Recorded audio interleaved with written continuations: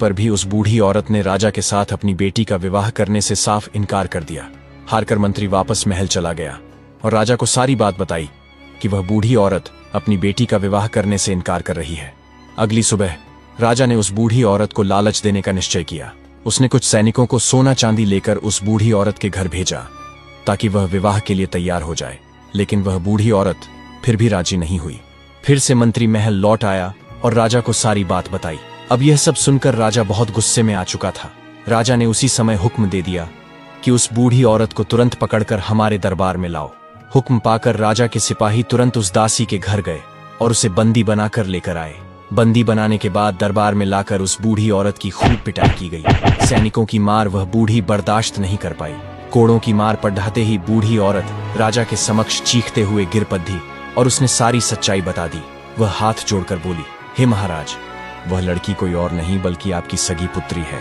जब आपकी कन्या हुई थी तो आपकी रानी ने मुझे वह बच्ची मारने के लिए दी थी, पर मैंने मारना ठीक न समझा। मारने की बजाय मैंने उसे अपने घर पर रखकर अपने भाई की बेटी बताकर पालना उचित समझा। मैंने ही आपकी पुत्री को पाल पोसाकर बड़ा किया है। यदि आप अपनी ही पुत्री से विवाह करेंगे तो यह बहुत बड़ा पाप होगा। दासी की बात सुनकर राजा हक्का बक्का रह गया। वह अपना माथा पकड़कर सोचने लगा, हे भगवान, मैं कितना बड़ा पाप करने जा रहा था। तूने मुझे इतने बड़े पाप में पड़ने से बचा लिया। अब तो राजा कालभद्र और भी ज्यादा क्रोधित हो उठा।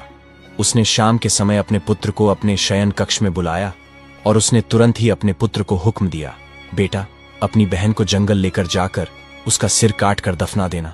प्रमाण के लिए उसके दोनों आंखें निकालकर मुझे दिखा देना। अब राजकुमार अपने पिता के ऐसे आदेश सुनकर वह बहुत परेशान हो गया। वह सोचने लगा, पिताजी ने मुझे कितना बड़ा पाप सौंप दिया है।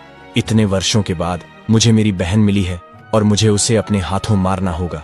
भगवान कभी मुझे क्षमा न करेंगे। हे भगवान, यह पाप मुझसे न कराना। कैसे मैं उसकी आंखें निकाल कर ले जाऊं? यदि मैं कत्ल करने से मना कर दूंगा तो पिताजी बहुत जिद्दी हैं। वह मुझसे न हो तो किसी और से मेरी बहन को मरवा देगा। अब मजबूर होकर राजकुमार अपनी बहन के पास पहुंचा।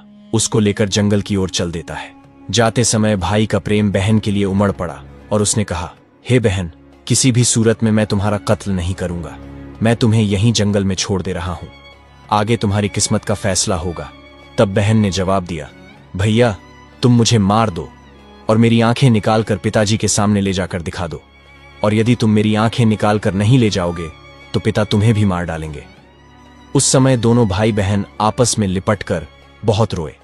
दुखों का पहाड़ उन पर टूट पड़ा था और वे कुछ समझ न पाए कि क्या करें।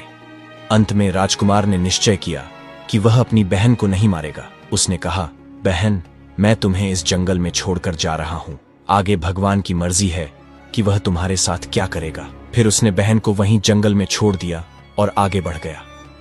आगे जाकर उसे एक हिरण दिखाई दिया। उसने तुरंत उस हिरण का वध किया और उसकी दोनों आंखें निकाल लीं। उसके बाद वह महल लौट आया और अपने पिता के समक्ष उन हिरण की आंखें रखकर कहने लगा, पिताजी, मैंने बहन को मारकर एक नदी में फेंक दिया है।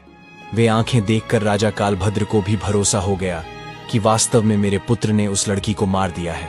यह सब देखकर राजा बहुत प्रसन्न हुआ। इधर रानी ने अपने बेटे को अपने पास बुलाया और पूछा, बेटा, क्या तू सच में अपनी बहन को मार कर आया है? तब राजकुमार कहता है, हे माँ, मैं आपसे झूठ नहीं बोलूंगा। मैंने अपनी बहन को नहीं मारा, बल्कि उसे जंगल में छोड़कर चला आया हूँ। यह सुनकर रानी को बड़ा सुकून मिला। वह भगवान से प्रार्थना करने लगी, हे भगवान, तुम्हारा बहुत बहुत धन्यवाद जो तुमने मेरे बेटे को सद्बुद्धि दी। मेरी बेटी जंगल में अकेली भटक रही होगी। आप उसकी रक्षा करना और उसे ऐसी जगह पहुंचा देना जहां उसके जीवन की नौका पार हो जाए। अब राजकुमारी जंगल में पत्ते फूल खा